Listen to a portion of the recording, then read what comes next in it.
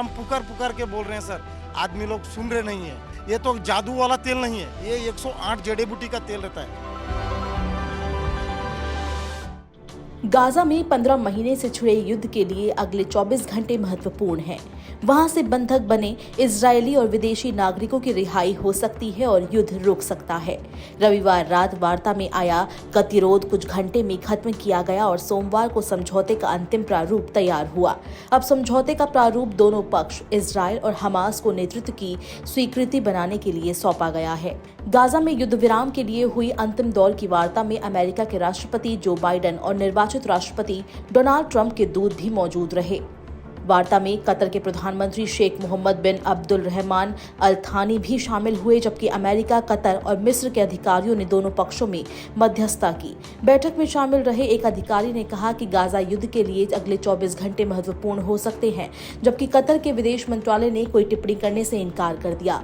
सूत्रों के मुताबिक हमास बंधकों को रिहा करने के लिए तैयार है और इजरायल सरकार बदले में फलस्तीनी कैदियों को जेल से रिहा करने को सहमत है, मगर गतिरोध का बड़ा बिंदु गाजा में स्थायी युद्ध विराम और इजरायली सेना की गाजा को खाली करने की हमास की मांग है। समझौते के मसौदे में इन दोनों बिंदुओं पर क्या कहा गया है अभी ये स्पष्ट नहीं हो सका है। ये रिहाई समझौते का पहला चरण होगा। युद्ध समाप्त करने के उद्देश्य से दूसरे चरण के लिए वार्ता समझौते के कार्यान्वयन के 16वें दिन शुरू होने वाली है। नवीनतम प्रस्तावों में पहले चरण के दौरान मिस्र गाजा सीमा पर फिलाडेल्फिया कॉरिडोर पर इजरायली सेना की उपस्थिति बनाए रखना शामिल है। गाजा के अंदर एक बफर जोन के आकार पर बातचीत भी विवाद का विषय रही।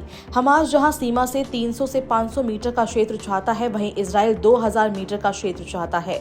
हमास समझौते के पहले दिन 3 बंधकों को रिहा करेगा, जिसके बाद इजरायल आबादी वाले क्षेत्रों से सैनिकों को वापस बुलाना शुरू करेगा। 7 दिन बाद हमास 4 और बंधकों को रिहा करेगा और इजरायल दक्षिण में विस्थापित लोगों को उत्तर में लौटने देगा, लेकिन सिर्फ तटीय रास्ते के जरिए से पैदल। कारों, जानवरों द्वारा खींची जाने वाली गाड़ियों और ट्रकों को सलाह अल दीन रोड से सटे एक मार्ग से गुजरने की इजाजत दी जाएगी, जिसकी निगरानी कतर और मिस्र की तकनीकी सुरक्षा टीम एक्स-रे मशीन से करेगी।